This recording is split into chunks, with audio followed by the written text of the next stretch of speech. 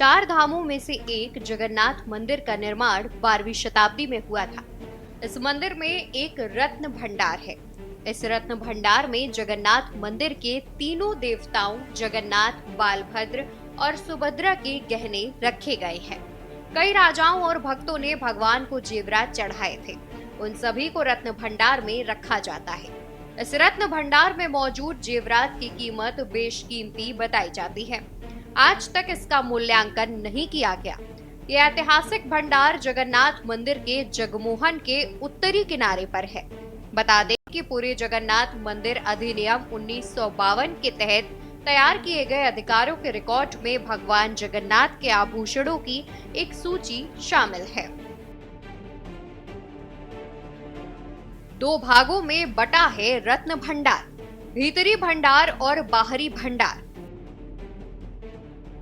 बाहरी भंडार में भगवान को अक्सर पहनाए जाने वाले जेवरात रखे जाते हैं। जो जेवरात उपयोग में नहीं लाए जाते हैं उन्हें भीतरी भंडार में रखा जाता है। रत्न भंडार का बाहरी हिस्सा अभी भी खुला है। भीतरी भंडार की चाबी पिछले 6 साल से गायब है। मंदिर प्रशासन की ओर से हाई कोर्ट में दिए हलफनामे के अनुसार रत्न भंडार में 3 कक्ष हैं। 25 गुणा 40 वर्ग फुट के आंतरिक कक्ष में 50 किलो 600 ग्राम सोना और 134 किलो 50 ग्राम चांदी। इनका कभी इस्तेमाल नहीं हुआ।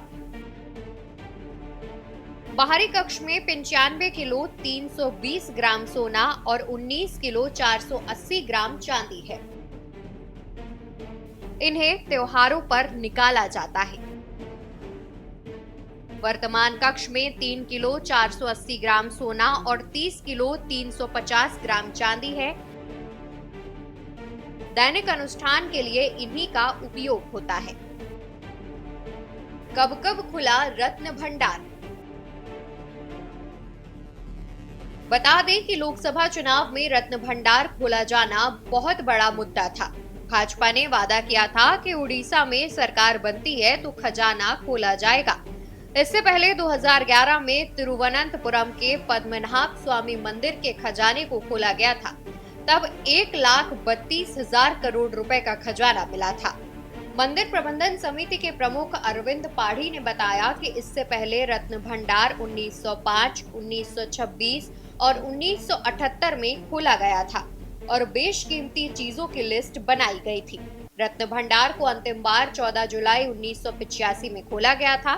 उस समय इसकी मरम्मत करके इसे बंद कर दिया गया था। इसके बाद रत्न भंडार कभी नहीं खुला। ये रत्न भंडार खुलने के लिए कोई पब्लिक का डिमांड नहीं था, कोई पुजारी को डिमांड नहीं था। ये एएसआई का डिमांड था। रत्न भंडार खराब हो रहा है, उसको रिपेयरिंग करने के लिए खुलना जरूरी है। तो आज 20 साल पहले जब वो सरकार था, इससे पहले जो सरकार थी, उसे हमने मांगे थी कि रत्न भंडार को रिपेयरिंग के लिए खोल दिया जाए।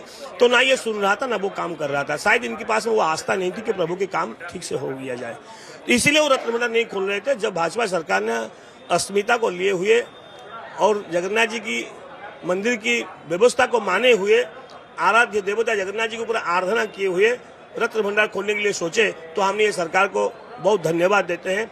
और ये काम खूब शांति सरल से हो जाए, ये जगन्नाथ जी से मांगते हैं।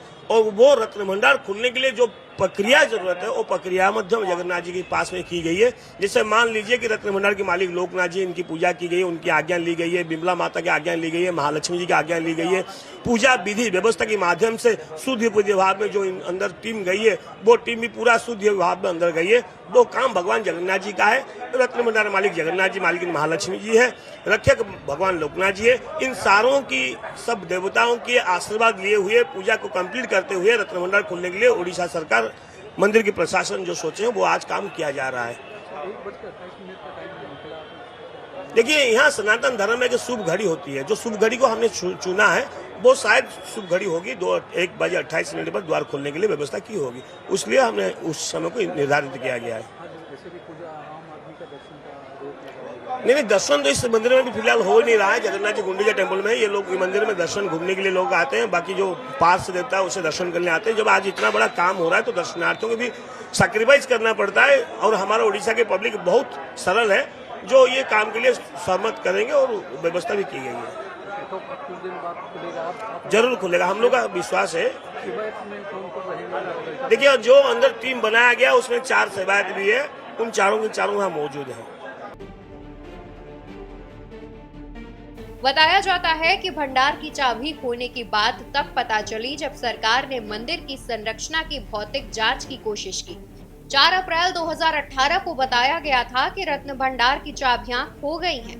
हो हल्ला होने के बाद नवीन पटनायक ने मामले की न्यायिक जांच का आदेश दिया और नवंबर 2018 में आयोग ने 324 पेज की रिपोर्ट सौंपी। रिपोर्ट के कुछ दिन बाद पुरी के तत्कालीन जिला कलेक्टर को रहस्यमय तरीके से एक लिफाफा मिला जिसमें लिखा था कि आंतरिक रत्न भंडार की नकली चाबियां, जिसने लंबे समय से चल रहे विवाद को और हवा दे दी थी। इस मामले की जांच के लिए न्यायिक आयोग का गठन किया गया। प्रधानमंत्री नरेंद्र मोदी ने भी इस मामले को उठाया। 20 मई 2024 को पीएम मोदी उड़ीसा में लोकसभा और विधानसभा चुनाव के लिए भाजपा का प्रचार करने गए थे। पुरी में जगन्नाथ मंदिर में दर्शन करने के बाद प्रधानमंत्री मोदी ने रत्न भंडार का जिक्र किया। उन्होंने कहा था कि जगन्नाथ मंदिर सुरक्षित नहीं है। मंदिर के रत्न भंडार की चाबी पिछले 6 साल से गायब है। आपको बता दें कि 1978 के बाद से मंदिर के पास कितनी संपत्ति आई, इसका कोई अंदाजा नहीं है। उड़ीसा सरकार ने पुरी में जगन्नाथ मंदिर के रत्न भंडार को दोबारा खोलने की प्रक्रिया की निगरानी के लिए एक नई उच्च स्तरीय समिति गठित की, ताकि उसमें रखी कीमती वस्तुओं की सूची तैयार की जा सके। जय जगन्नाथ। आज के कार्यक्रम के लिए हम लोग पुलिस व्यवस्था, व्यापक पुलिस व्यवस्था किए हैं। Everything has been done as per SOP. हर कार्य के लिए एक स्टैंडर्ड ऑपरेटिंग प्रोसीजर किया गया है। उसी हिसाब से सिक्योरिटी का भी ड्रिल किया गया है। The security, all security aspects are taken into consideration. Access control, checking, frisking, quick reaction team, contingency plan, everything has been taken care of and we are fully prepared for this. Thank you. सांप कर रहे रत्न भंडार की रक्षा। मान्यता है कि आंतरिक रत्न भंडार से अक्सर फुफकारने की आवाजें आती रहती हैं। ये भी मान्यता है कि सांपों का एक समूह भंडार में रखे रत्नों की रक्षा करता है। इसलिए रत्न भंडार को खोले जाने से पहले मंदिर समिति ने भुवनेश्वर से सांप पकड़ने में निपुण 2 व्यक्तियों को पुरी बुलाया, ताकि किसी भी अप्रिय स्थिति में जरूरत पड़ने पर वे तैयार रहें। आपातकालीन स्थिति से निपटने की जरूरत के लिए डॉक्टरों की एक टीम मौजूद रही। जगन्नाथ मंदिर के कौन-कौन से 4 द्वार। जगन्नाथ मंदिर के बाहरी दीवार पर पूर्वी, पश्चिमी, उत्तरी और दक्षिणी 4 द्वार हैं। पहले द्वार का नाम सिंह द्वार, दूसरे द्वार का नाम व्याघ्र द्वार, तीसरे द्वार का नाम हस्ती द्वार और चौथे द्वार का नाम अश्व द्वार है। इन सभी को धर्म, ज्ञान, वैराग्य और ऐश्वर्य का प्रतीक माना जाता है। सिंह द्वार जगन्नाथ मंदिर का मुख्य प्रवेश द्वार है। इस द्वार पर झुकी हुई मुद्रा में 2 शेरों की प्रतिमाएं हैं। माना जाता है कि इस द्वार से मंदिर में प्रवेश करने पर मोक्ष की प्राप्ति होती है। मैंने डेफिनेटली आज सरकार के निर्देश से रत्न भंडार का आज खोलने का कार्यक्रम है, जो कि 1 बजे के बाद जो भी उपयुक्त समय रहेगा उसमें सारे जो अधिकृत मेंबर्स हैं वो अंदर जाएंगे। उस पर ऑलरेडी हाई लेवल कमेटी के चेयरपर्सन जस्टिस रथ और चीफ एडमिनिस्ट्रेटर ने ब्रीफ किया है, और जो भी एसओपी है फॉर सिक्योरिटी सारा एसपी के द्वारा इंश्योर किया गया है, including frisking and other things. और जहां भी गवर्नमेंट का जो निर्देश है, एसओपी है, उसके तहत सारा कार्य किया।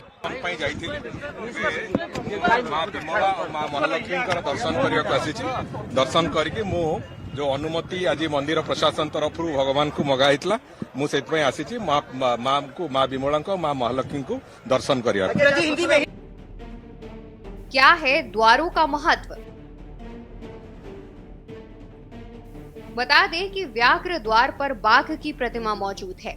यह हर पल धर्म के पालन करने की शिक्षा देता है।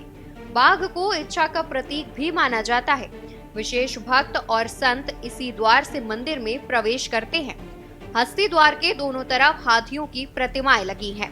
हाथी को माता लक्ष्मी का वाहन माना जाता है। कहा जाता है कि मुगलों ने आक्रमण कर हाथी की इन मूर्तियों को क्षति विकृत कर दिया था। बाद में इनकी मरम्मत कर मूर्तियों को मंदिर उत्तरी द्वार पर रख दिया गया। कहा जाता है कि ये द्वार ऋषियों के प्रवेश के लिए है। अश्व द्वार के दोनों तरफ घोड़ों की मूर्तियां लगी हुई हैं। स्पेशल डेस्क के न्यूज इंडिया।